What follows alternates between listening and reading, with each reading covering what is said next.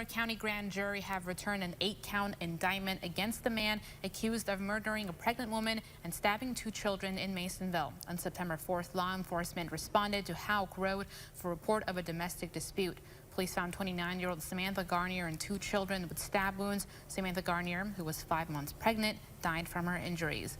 The defendant, 32-year-old Drew Garnier, now faces a potential sentence of 25 years to life in prison for the murder charge, as well as 25 years in prison for each attempted murder charge and a criminal use of a firearm charge. The other indictment counts are for criminal possession of a weapon, which alleged Garnier had large capacity ammunition, feeding devices, an AK-47, and a tactical ST-15.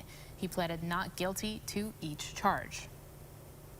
The case has been scheduled for a hearing in Delaware County on September 30th.